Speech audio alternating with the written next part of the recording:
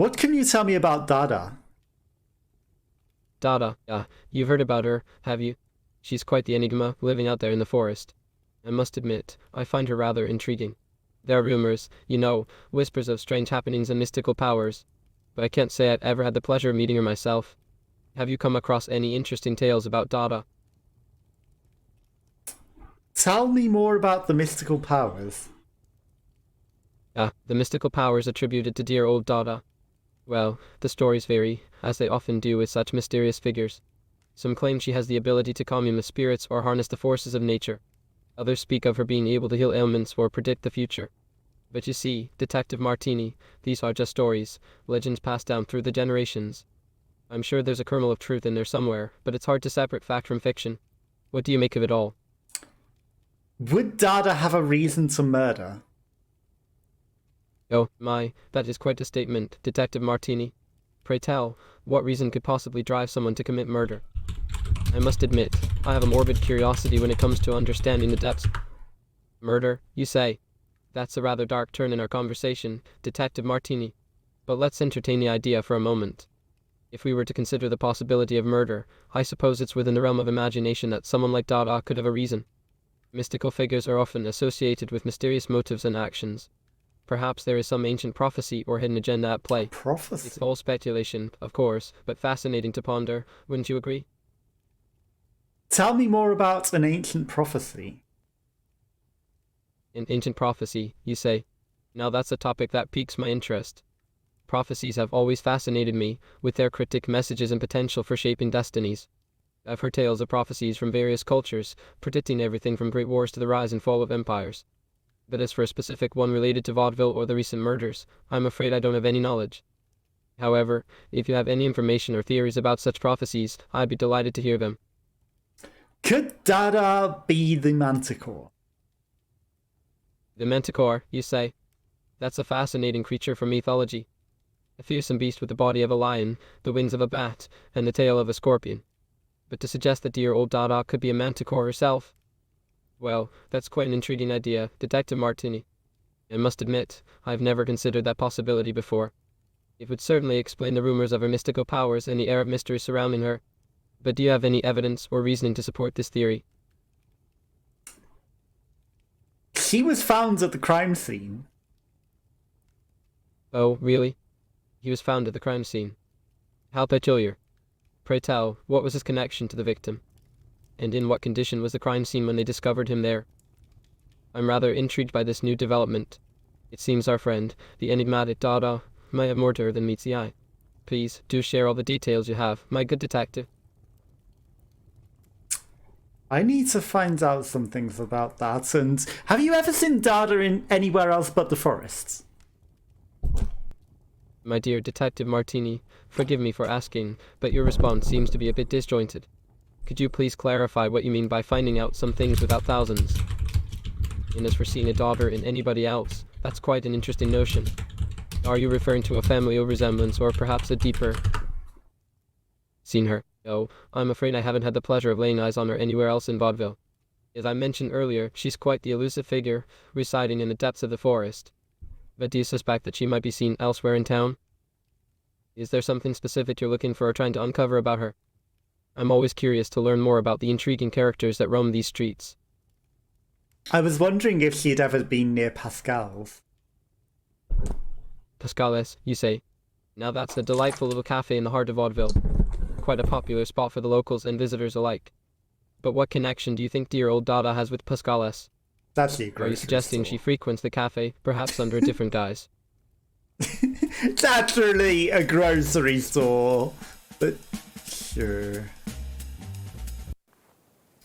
I heard you predict the future. The whispers of the forest have reached your ears, my dear visitor. Yes, it is true that the creatures of the Blackwoods grant me glimpses of what lies ahead. But please, do not mistake me for a seer or a fortune teller. The future is a dance of shadows and possibilities, forever shifting and elusive. My humble role is merely to interpret the signs and offer guidance to those who seek it. So, what brings you to the heart of the Blackwoods today? Is there a question burning within you, a mystery yearning to be unraveled? Tell me what lies ahead. Oh, the ever-curious souls who dare to peer into the unknown. I must warn you, my friend, that the path of foresight is a treacherous one. The threads of fate are tangled and enigmatic, and my grasp upon them is but a fleeting touch. However, I shall do my best to share with you the murmurs of the woods. Listen closely, for I sense a great change on the horizon. Like a storm gathering strength, the winds of transformation blow through the streets of Vaudeville. Tell me more. The tapestry of the future is Like woven the with game is intricate always patterns, changing. my dear interlocutor. Yet, the clarity of my visions is as elusive as a butterfly's dance in the sunlight. But fear not, for I can offer you a glimpse of what may lie ahead. The Blackwoods whispers of a city in upheaval, its cobblestone paths trembling with unrest. Shadows dance beneath the lamplight, secrets whispered in hushed tones. The air is heavy with anticipation, like a tightly coiled spring ready to unleash its energy. My name isn't Interlocutor, it's Indelacio. My apologies for any confusion, my inquisitive friend. The ever-shifting sands of time can sometimes play tricks on my weary mind. Allow me to recalibrate my senses and bring forth a more lucid vision for you. The forest speaks to me once more, revealing a shimmering image of the past year. It tells of moments filled with both triumph and tribulation, where the unexpected danced hand in hand with the familiar. But remember, the past is but a fading ember, and it is the present that demands our attention. Tell me more about your powers. Powers, you say? My dear, I must confess that the term powers may be a tad too grandiose for what I possess. You see, I am but a humble guardian of the Blackwoods, a vessel through which the whispers of nature flow. My connection to the creatures and elements of this enchanted realm grants me insights and wisdom. But it is not without its limitations. My abilities are as delicate as a butterfly's wings, as ethereal as the morning mist. Do you ever venture into town? Venturing into town, you ask? Oh, my friend, the thought of leaving the embrace of these ancient trees and venturing into the bustling streets of Vaudeville fills me with both intrigue and trepidation. Alas, I am but a creature of the forest, bound to these sacred grounds.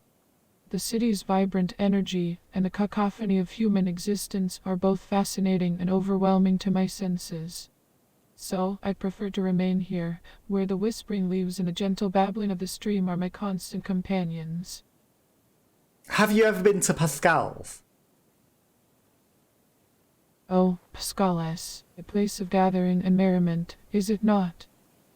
I must confess, my dear interlocutor, that the walls of Pascal's have not had the pleasure of my presence. You see, the boisterous revelry and lively conversations that fill those hallowed halls are a world apart from the tranquility and solitude of my beloved Blackwoods. But fear not, for though I may not have stepped foot within its doors, the whispers of Pascal's have reached my ears through the tales of those who have ventured there. Tell me the whispers. The whispers of Pascal's, my curious friend, are like the fluttering of 1,000 wings, carrying stories and secrets on their ethereal currents. They speak of passionate debates, where ideas clash like thunder and lightning, illuminating the minds of all who listen. They whisper of poets and artists, their words and brushstrokes painting vivid landscapes upon the canvas of the night. And amidst the laughter and clinking of glasses, they carry the melodies of musicians, their songs weaving a tapestry of emotions that resonate deep in the hearts of all who gather there. Tell me of an argument. Oh, an argument, you say? Well, let me delve into the depths of my memory and conjure up a tale for you. Picture this, my friend. Within the walls of Pascal's, a heated debate unfolds like a tempest in a teacup. Voices rise and fall, each participant fervently defending their viewpoint with fiery passion. Words become swords, slashing through the air, while gestures punctuate the intensity of their convictions. Like a symphony of discordant notes, the argument crescendos, filling the room with an electric energy. Who was the argument between? Ah, my dear interlocutor, you have caught me in a moment of vulnerability. The specifics of the argument that unfolded in the midst of the vibrant chaos of Pascalis elude my grasp. The details slip like sand between my fingers, leaving me with a sense of uncertainty. But fret not, for I shall not let this momentary lapse dampen our spirits. Instead, let us revel in the mystery and wonder of the Blackwoods, where the secrets of the forest whisper their tales.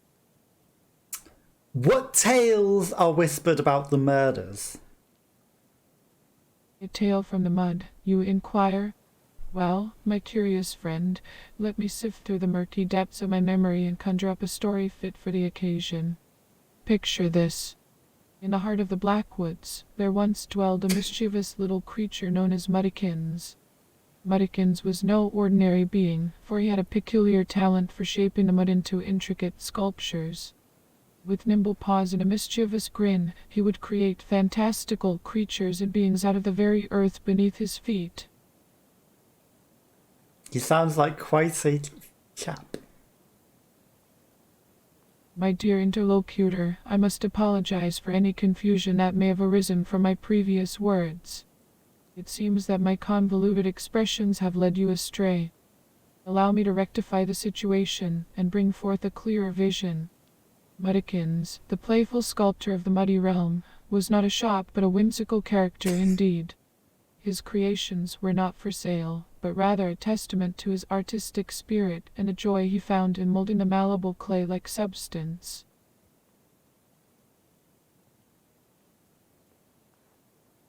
What whispers have you heard about Maria Jansen? Maria Jansen, you ask? No, my friend, the whispers of the Blackwoods have not graced my ears with tales of this particular individual. It appears that the winds of fate have not carried her name to my humble abode. But fear not, for the forest has a way of revealing its secrets in due time. Perhaps, as the days pass and the sun sets upon the horizon, the whispers will reach my ears and I shall share with you the murmurs of Maria Jansen. If they are meant to be shared, that is. Would a manticore seek another for a mating ritual? Ah, my dear interlocutor, your words weave a tapestry of curiosity and intrigue. The mating rituals of the creatures that dwell within the depths of the Blackwoods are indeed a sight to behold. From the graceful dance of the fireflies to the enchanting melodies of the nightingales, nature's symphony unfolds in a mesmerizing display. But as for seeking another for mating, well, that is a delicate pursuit filled with subtleties and complexities that even I, in my wisdom, struggle to comprehend fully. Would the manticore seek such action? Mathematical abstraction, you say. You had Oh, my manticore inquisitive right friend, You there! have unearthed the hidden corridors of my mind, where numbers and equations tiptoe in a whimsical waltz. But do tread lightly, for these corridors can be treacherous and full of riddles. Like every time it's like, Abstraction is no, a you don't want to kaleidoscope say of patterns, manticore. a language that speaks in symbols and formulas, revealing the underlying order that governs our world. It is both a puzzle to unravel and a playground for the curious mind. Oh, the enigmatic manticore, a creature of legend and mystery. In the realm of the Blackwoods, whispers of the manticore's desires have reached my ears. It is said that this majestic beast, with its lion's body, bat-like wings, and scorpion tail, possesses a longing for companionship. Like a solitary star yearning for another in the vast night sky, the manticore may indeed seek a mate. But beware, my friend, for approaching a manticore in matters of the heart requires great caution and courage. Why is that? Why is it, you ask? Ah, my dear interlocutor, the ways of the manticore are as intricate and Is it because perplexing it as the might winding kill paths of someone the that stumbles Blackwoods? upon its mating You see, ritual? the nature of the manticore is a delicate balance And you of are its strength mate. and vulnerability. Its fierce appearance may intimidate, but deep within its fiery eyes lies a tender soul. to approach a manticore in search of love is to tread upon the precipice of danger and enchantment. For it takes a brave and kind-hearted soul to unlock the secrets of the manticore's affections. A soul like yourself. Oh, my dearest interlocutor, your words wrap around me like the comforting embrace of the forest itself. However, I must confess that I am but an old hermit with the wisdom of the ages, not equipped with the grace and courage required to capture the heart of such an extraordinary creature as the manticore. My purpose here in the Blackwoods is to protect and guide, to offer solace and wisdom to those who seek it. Love, however, is an elusive dance that I must leave to others more adept in matters of the heart. Do you know who would seek to romance the manticore?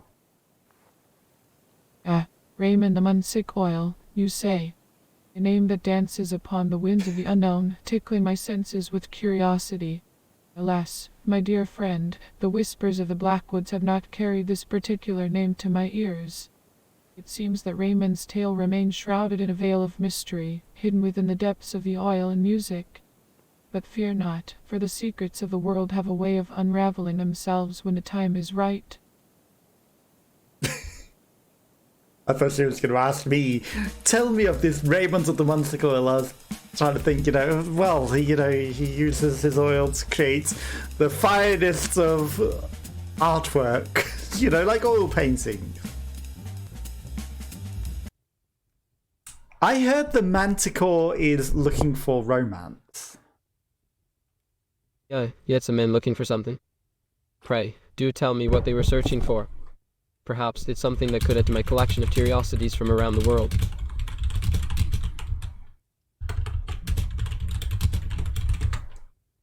Yeah, the manticore, you say. Fascinating creatures, truly. But a romantic partner, you say. Now that is quite an intriguing notion. Tell me, what led you to believe that the manticore is in search of love? Dada told me. Oh, your father mentioned it, did he? How delightful. Your father seems to be a man of many stories and secrets. Please, do share more about what he told you regarding the manticore's quest for a romantic companion. I'm simply thrilled to hear more about it. No, Dada, the mystical creature of the forest, told me. The mystical creatures of the forest. My apologies for the misunderstanding.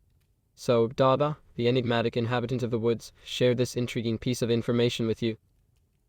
I must admit, Correct. I find it quite fascinating to imagine a mythical creature like the manticore seeking love. Pray, do enlighten me further. What did Dada have to say about the matter? He said it was dangerous to approach a manticore during this time. Dangerous to approach the amounts of cool, you say? How peculiar. I wonder what connection that has to the manticore's search for a romantic partner. It seems there's much more to this. My dear friend, I must confess, your words have piqued my curiosity. Why would it be considered perilous to approach the manticore at this particular time? Is there something special about this season that affects the behavior of these majestic creatures? Pray, do tell me more about these dangers that surround them. Because it is looking for romance, it's the mating periods. Looking for Raymond Fix the Mason, you say? How intriguing. I don't believe I've heard of this individual before. Tell me, who is Raymond? Oh, how fascinating. The mating period of the manticore, you say? This adds a whole new layer of intrigue to their behavior. I can only imagine the elaborate courtship rituals and displays of strength that take place during this time. Tell me, are there any specific rituals or behaviors that they exhibit during their search for a mate? I'm simply enthralled by the wonders of nature. It going searching for foods? Searching for food, you say? How interesting. I wonder, what kind of delicacies does the manticore seek out during this particular season? Are there certain prey or types of sustenance that they are particularly drawn to? I must admit, the culinary habits of these mythical creatures have always fascinated me. Pray, do enlighten me further on their dietary preferences. What do you know about their dietary preference? Side street preference. Now that is an intriguing phrase. I'm not quite sure I understand. Are you referring to the preference of the manticore for hunting in side streets? Perhaps. If so, I'm afraid I can't provide any specific information on that topic. However, I am quite curious to learn more about the hunting patterns and strategies of these majestic creatures. Do share if you have. Well, when it comes to the dietary preferences of the manticore, my dear detective, they are known to have quite an eclectic taste. Legends and folklore speak of their fondness for consuming a variety of creatures, from small mammals to birds, and even reptiles. Some say they have a particularly strong appetite for goats and sheep. But do forgive me if I seem too eager to discuss this topic.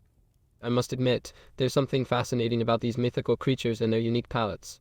Is there something specific you would like to know about their dietary habits? Would they hunt a human?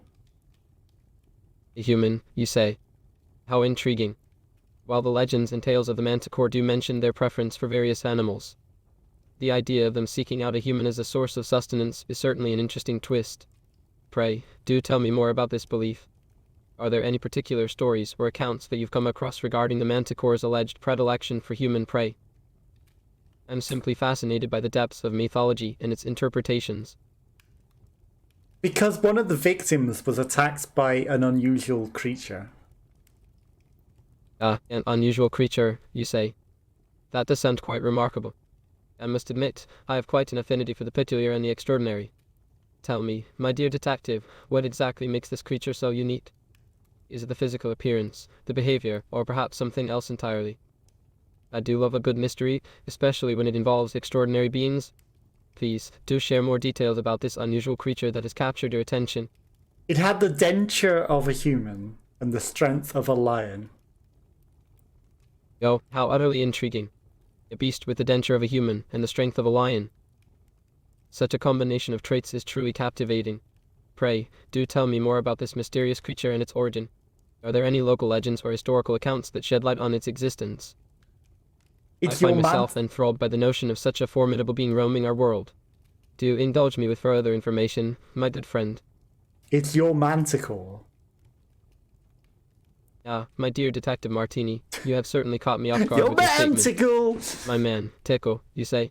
Yeah, I must admit, I am quite perplexed. Manticore. I do not recall ever employing or encountering someone by that name. Might there be some misunderstanding or confusion? Tickle, you say? How intriguing. No, your manticore. So you believe that the manticore in question is actually one of my own? I must Yes. admit, I do have a manticore in my collection, but I assure you, it's safely kept in the basement. However, if there's any truth to this notion that it's roaming about and causing havoc, I must investigate immediately. Tell me, dear detective, what evidence or information led you to suspect that Tickle, my manticore, may be involved in these unfortunate incidents? Because it's the only creature that could have done this. Priority creature. That certainly piques my curiosity. Pray, do tell me more about why you consider my beloved manticore, Tickle, to be a priority in this investigation. What specific characteristics or behaviors made you think that he could be responsible for these tragic events? All of the I'm information that genuinely we've intrigued to gathered. hear your reasoning, points to Detective this. Martini. Your manticore. Could Maria have been killed by a manticore? Well, Detective, while I understand your theory about a manticore being involved, it's important to approach this investigation with a rational mindset. As a coroner, I must rely on the evidence and facts presented to me. In the case of Maria Jansen, the injuries on her body do resemble animal bites. But it's crucial to consider other possibilities as well. The bite marks could potentially be from a human attacker who inflicted them in a way that mimicked an animal's attack. We must keep an open mind and explore all avenues before jumping to conclusions. Who would want to mimic? My dear detective, the concept of mimicry is indeed fascinating. It's a phenomenon observed in nature where one organism imitates the appearance or behavior of another, often for survival or protection. While mimicry is more commonly seen in the animal kingdom, it's not entirely unheard of in the realm of criminal activities. Perpetrators may employ various tactics to deceive investigators, such as staging crime scenes to mimic the work of a specific predator. It's a clever strategy, albeit unsettling.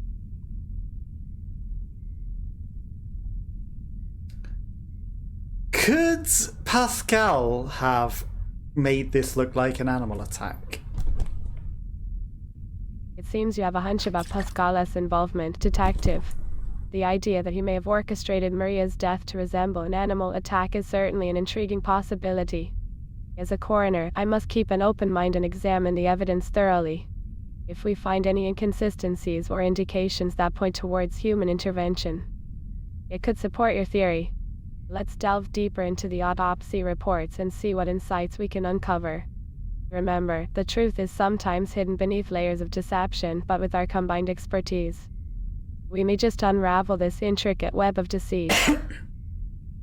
There sure is a lot of deceit. Tell me about Pascal and Maria. Oh, Pascal and Maria. Such a scandalous affair they had. It was a talk of the town, I must say.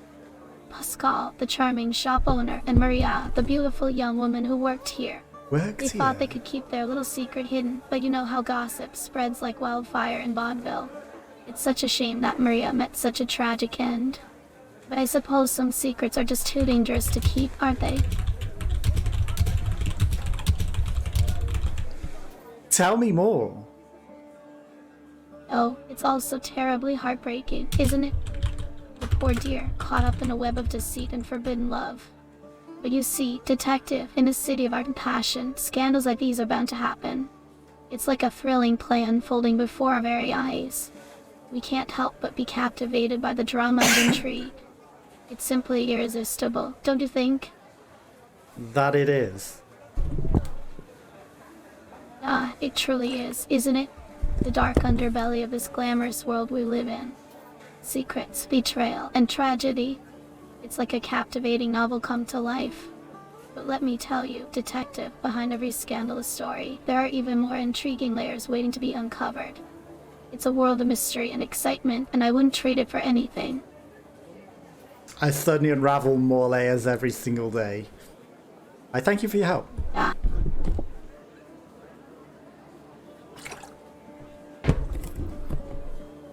Sorry, did I interrupt you? Oh, not at all, my dear. You didn't interrupt me. I was just lost in my own thoughts for a moment. But enough about that. Let's get back to the matter at hand, shall we? Scandals, mysteries, and the allure of travel. It's all so exhilarating, don't you think? The world is full of wonders waiting to be explored, and I intend to seize every opportunity that comes my way.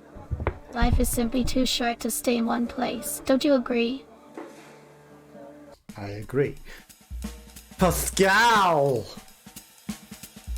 Motive! 100%! He found the body outside of his store. Funny that. And it wasn't actually discovered by the coroners until a different time, where it was discovered in the forests. And there's motive for him to make it look like an animal attack and hide it in the forest. And he has 100% a motive that is on the list of motives. A love affair. I think we got one. And that was the hardest one to get. Okay, you business rival, you unpaid debt, you love affair. You might have it. We might have solved the case. Detective Martini? Are you sure, Detective Martini? We're business rivals. Maria Jansen was you. Who would have suspected all along? May I ask you why? For a love obsession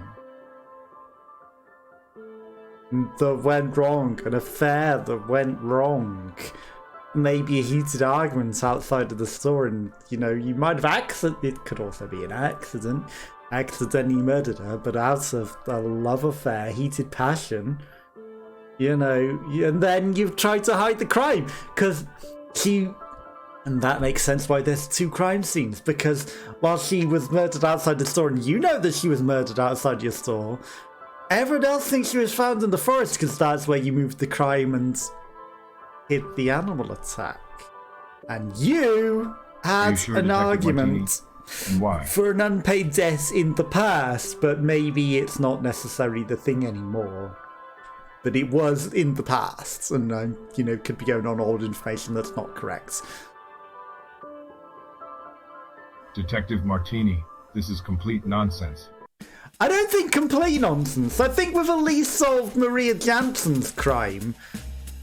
That was, surprisingly, Pascal. For a love affair with Maria Jansen. I think we need to go back and ask him about that very quickly. Tell me about your affair with Maria Jansen. Oh, Maria Johnson. Now there's a name that's been making the rounds in our little town. But me, having an affair with her? Oh no, my friend, that's just another juicy piece of gossip that's been floating around. You know how rumors can be, right? People love to talk, and sometimes they just can't resist adding a little extra spice to the stories they share. But trust me, there's nothing between Maria and me except friendly conversations when she used to come by the shop. Ah, my dear friend, you've got it all wrong. There's no truth to that rumor about me and Maria Jansen. I assure you, I am happily devoted to running my grocery store and spreading joy through delicious vegetables. As much as I love a good scandalous tale, this one is simply not rooted in reality. But speaking of affairs, did you hear about the mysterious love triangle involving Lord Harrington, Lady Margaret, and the dashing Count von Stein? It's positively scandalous. She used to work for you though, correct? Oh, you're right. I completely forgot to mention that little detail. Convenient. Yes, indeed, Maria used to work for me at the shop. Such a bright and hardworking young woman, always eager to lend a hand. I remember her smile and her dedication to providing the best customer service. It's such a tragedy what happened to her. I still can't believe it. But, my friend, I want to make it clear that our relationship was strictly professional. We had a great working dynamic, and I always appreciated her help in the shop. Tell me more. More, you say? Well, I'm more than happy to share what I know. You see, when it comes to my beloved grocery store, I've got my finger on the pulse of this town. Now, where was I? Yes, so, as I mentioned, Maria was a valued member of my team. She had a knack for organizing the shelves and making sure everything was in its proper place. And let me tell you, she had a real talent for recommending the perfect vegetables to customers. Why did you hide the fact that she worked for you? Hide the fact. My dear friend, I apologize if I gave you that impression. I didn't mean to hide anything at all. It's just that when you asked about an affair, I assumed you were referring to something more personal. Not her employment with me. But you're absolutely right, and I should have been clear from the start. Maria was indeed employed at my shop, and she did a splendid job. I'm truly grateful for her contributions to the business. Was she working on April 22nd? My friend, you've brought up one of the most exciting events in Vaudeville. The famous whiskey whacking on April 22nd. It's an absolute blast, filled with music, dancing, and, of course, a celebration of all things whiskey. Whacking whiskey? The streets come alive with laughter and merriment as people gather to enjoy the festivities. There's nothing quite like the sound of clinking glasses and the rhythm of jazz filling the air. It's a night to remember, my friend. April 22nd. Let me think. Yes, Maria was indeed working at the shop on that day. It was a busy time with the preparations for the whiskey whacking event. She was helping me stock up on all the necessary supplies and ensuring that we had plenty of fresh produce for our customers. Maria had a great eye for detail and was always eager to contribute to the success of our store. Her presence added to the excitement of the preparations, and I'm grateful for her hard work. How did she die? Well, my friend, that's the perplexing part. I discovered her lifeless body outside my shop one morning while I was unloading some groceries. It was a shocking and tragic sight, I must say. I immediately called the authorities, and they have been investigating ever since. As for the exact cause of her death, I'm afraid I don't have that information. It's a mystery that has left us all puzzled and deeply saddened. What happened between her working that day and you finding her outside? Oh, my friend, I wish I could shed some light on what transpired between Maria working that day and me finding her outside my store. But you see, I was busy tending to my own tasks inside the shop during that time. I can only imagine the events that unfolded in the hours between her work shift and the unfortunate discovery. It's a puzzle that the investigators are trying to piece together, and I eagerly await any news they may uncover. The suspense is simply unbearable. What time did her shift end? Ah, my friend, you've caught me off guard with that question. To be honest, I don't have the exact details of when her shift ended that day. Because you killed You know her. how it is. The days blend And into one that's when another, her and the shift specifics can slip ended. from memory. But rest assured, the authorities are diligently Her investigating the shift timeline of ended events, precisely when and I'm you sure they'll have all the killed necessary her. information. In the meantime, let's focus on the positive and share some delightful gossip about the upcoming art exhibition at the town square.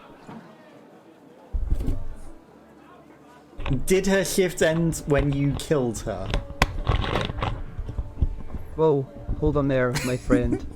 I understand that you're seeking answers, but let's not jump to such wild conclusions. I had absolutely nothing to do with Maria's unfortunate passing, I assure you. I'm just a humble grocery shop owner. While I may not have all the He was specific having an timings of her affair shifts, with I her, can guarantee and you that I had no hand in any harm that befell her. The investigation will surely uncover the truth, and I have complete faith in their abilities. Now, how about that fascinating new vegetable recipe I discovered recently? It's simply divine. I don't think I want any cooking advice from you, sir. Oh, I see how it is. You're doubting my cooking advice now, are you? Well, Yes. my dear friend, I must say you're missing out on some truly exquisite culinary delights. My recipes are renowned in this town, and many have savored the flavors I create. But if you insist on turning down my cooking advice, then so be it. Just know that you're missing out on a taste sensation that would make your taste buds dance with joy.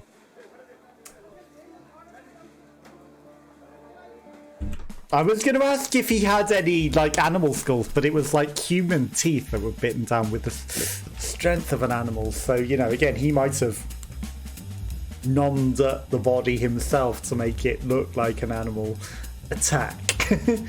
But he definitely has sufficient motive, and, you know, he lied about the fact that she worked with him. And he just doesn't happen to know when her shift ended. And what happened to her from when he was literally working that same day that she died at 6:30 in the morning because she was on shift and then he killed her. Oh, I just happened to find her lifeless body outside of my store. I don't know what happens in these early hours when there's nobody else from when she was literally inside the store and then, oh, she's dead outside. And I never mentioned that until you uncovered this detail. And then, you know, oh, I definitely told the authorities straight away, even though the authorities say she was found in the forest at night, that night. Like, you know, you literally had probably kept in your fridge, considering you found her at 6:30 and then she was found between 9 and 12 at night. That's like a whole day that you've had her, hid the body, and then dragged it out into the forest to make it look like an animal attack. So we've got him 100%. We just need to find the motives and the murderer for the other two. But that is where I'm going to call it a day. We'll try and figure out the rest of the information another day. Have a lovely weekend. I will be back on Monday with something else, and I'll catch you all again soon. We have some exclamation point goals, of course, so, you know, do feel free to follow or, you know, and yeah, I will catch you all next time. Bye bye bye bye bye.